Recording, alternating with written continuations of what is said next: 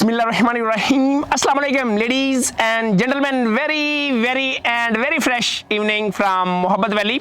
Ladies and gentlemen, एक single letter जिसका नाम है आई, हर चीज हमारी इसके गिर्द घूमती है। आईपैड, आईफोन, आईपॉड, आईपेड और आईपेड से मुराद एक्सपेक्टेशंस। लेडीज एंड जेंटलमैन, हम हर जगह पे हमें लगता है कि हम पे कर रहे हैं और उसी के बदले हम एक्सपेक्टेशंस रखते हैं और वो एक्सपेक्टेशंस हमें हर्ट करती हैं। इन एक्सपेक्टेशंस से आपने निपटना कैसे है, डॉक्टर आमना बताएंगी। मैक्रोडेटा इस बात को सपोर्ट करता है कि we are very bad predictor of happiness. हम पहले से कहीं ज़्यादा वेल्दी हैं, हम पहले से कहीं ज़्यादा अनहैप्पियर भी हैं, हम पहले से कहीं ज़्यादा प्रॉस्परस हैं, लेकिन हम पहले से कहीं ज़्यादा डिप्रेस्ड और लेस सेटिस्फाइड लाइफ गुजार रहे हैं। हमारे पास पहले से कहीं ज़्यादा अच्छी सर्विसेज हैं, टेक्नोलॉजी पहले से कहीं ज़्यादा अच्छी है, लेकिन हमारी लाइफ में सेटिस्फेक्शन और हैप्पीनेस का लेवल उतना ही कम हो चुका है। Why governments and individuals are so bad predictor of happiness? Why is it so? It's not that कि हमारे पास पहले से पैसा कम है, या इसकी वजह ये भी नहीं है कि मीडिया के ज़रिए हमें बहुत ज़्यादा टॉक्सिक मटेरियल दिखाया जा सकता है। ऑब्वियसली इसका स्मॉल पोर्शन है, but it's not the whole. ना ही इसकी एक मेन वजह ये है कि हमारी फैमिलीज टूटती जा रही हैं। रिसर्च और डेटा बताता है कि हमारी नाखुशी की सबसे बड़ी वजह एक्सपेक्टेशन है। When our expectation of reality exceeds our experience of reality, ये चीज़ हमारे अंदर बहुत ज़्यादा अनहैप्पीनेस कॉज करती है। सो लेडीज एंड जेंटलमैन, जैसे डॉक्टर आमना ने कहा, एक्सपेक्टेशंस और रियलिटी ये दोनों अलग अलग चीज़ें हैं। हम अपनी इमेजिनेशन के अंदर किसी शख्स के बारे में सोचते रहते हैं कि ये वाली लड़की मुझे मिलेगी तो हैप्पीनेस हो जाएगी मेरी ज़िंदगी के अंदर, ये वाली जॉब मुझे मिलेगी तो मेरी ज़िंदगी सेट हो जाएगी, ये वाली कोठी मैंने बना ली तो मेरी ज़िंदगी के अंदर बहारें आ जाएंगी, ये वाली गाड़ी मैंने अगर हासिल कर ली तो यकीन माने उस दिन के बाद मुझे कोई भी नाखुश नहीं कर सकता। ये सब कुछ क्या है, आप अपनी इमेजिनेशन के अंदर एक्सपेक्ट कर रहे होते हैं, लेकिन रियलिटी कुछ और होती है। वही लड़की जब हमारी ज़िंदगी के अंदर आती है, 2, 4, 5, 10 साल गुजरते हैं और वो हमारे लिए फिर उसके बाद जहर बनना शुरू हो जाती है, या वो लड़का जहर बनना शुरू हो जाता है। वही गाड़ी जो इतनी चाहत से, मोहब्बत से दिन रात एक करके हम ले भी लेते हैं अपनी ज़िंदगी के अंदर, लेकिन उसके बाद पता चलता है किसी ने उसे छोटी सी खराश लगाई है तो हमने उसकी गर्दन उड़ा दी है, हमने उसको इतनी ज़ोर की हिट किया कि जेल की ज़िंदगी में दाल खाने पे मजबूर हो गए। लेडीज एंड जेंटलमैन, ये एक्सपेक्टेशंस और रियलिटी बेस्ड ज़िंदगी बिल्कुल अलग अलग दोनों चीज़ें हैं।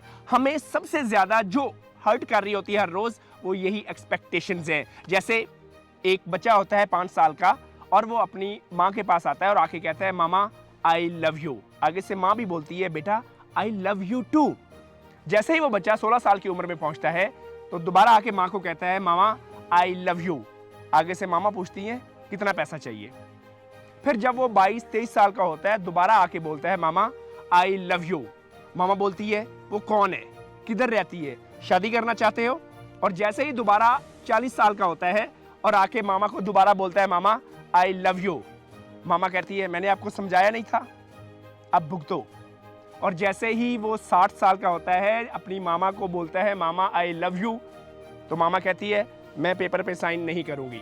लेडीज एंड जेंटलमैन, हम एक्सपेक्ट कर रहे होते हैं, जैसे बड़े होते जाते हैं हम सोच रहे थे कि 16 साल की उम्र में पैसा मुझे फुलफिल कर देगा, 22-23 साल की उम्र में वो लड़की या वो लड़का मुझे फुलफिल कर देगा, और जैसे ही हम 40 साल पे पहुंचते हैं लगता है हमारे बच्चे हो जाएंगे, सारे मसले ठीक हो जाएंगे, और जैसे ही 60 साल में पहुंचते हैं, अगेन प्रॉपर्टी मेरे नाम लगनी चाहिए जो मेरे माँ बाप की है, उससे पता नहीं सारे के सारे मसले ठीक हो जाएंगे। ऐसा नहीं होने वाला। लेडीज एंड जेंटलमैन, आप लोगों को ये नहीं सोचना। जैसे जॉन एफ कैनेडी जब प्रेसिडेंट बना तो उसने पहला खिताब आके किया कि आज के बाद ये सोचना छोड़ दें कि इस मुल्क ने हमें क्या दिया, ये सोचें कि हमने इस मुल्क को क्या दिया। लेडीज एंड जेंटलमैन, हम हर वक्त दुआ मांगते रहते हैं अल्लाह ताला से, अल्लाह मुझे गाड़ी दे दे, मुझे कोठी दे दे, मुझे बंगला दे दे, मुझे ये लड़की दे दे, मुझे ये लड़का दे दे। हर रोज़, हर लम्हे, हर नमाज में हम सिर्फ मांगने पे और मांगने पे रहते हैं।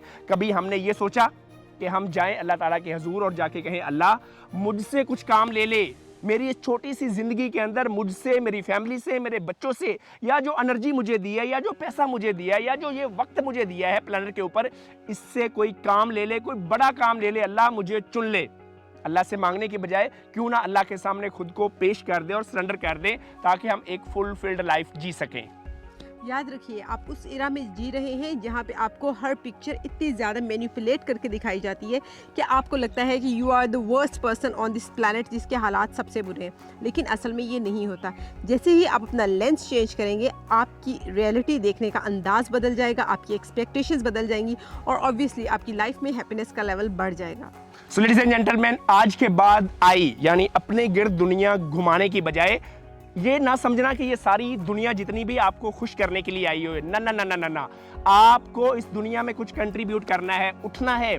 अगर कोई आपकी तवक्कुआत पे पूरा नहीं उतर रहा तो आप उठ जाएं और मोहब्बत देना शुरू कर दे। यकीन माने मोहब्बत आना शुरू हो जाएगी। आप उठ के सर्विस देना शुरू कर दे, इससे तो आपको कोई मना नहीं कर रहा। हाँ, वो काम जो आप एक्सपेक्ट कर रहे थे वो अगर कोई भी नहीं कर रहा, लेकिन अगर आप इस काम पे आ जाएं कि मैंने उठना है अपने बेड से और बाहर जाना है और सिर्फ सर्वेंट लीडरशिप यानी सर्व करना है लोगों को, तो आपको कोई भी मना नहीं करेगा। लिहाजा आज के बाद रियलिटी बेस्ड जिंदगी जिए, एक्सपेक्टेशंस वाली ना जिए, वरना आप इसी तरह हर रोज खुद को जख्मी करते जाएंगे।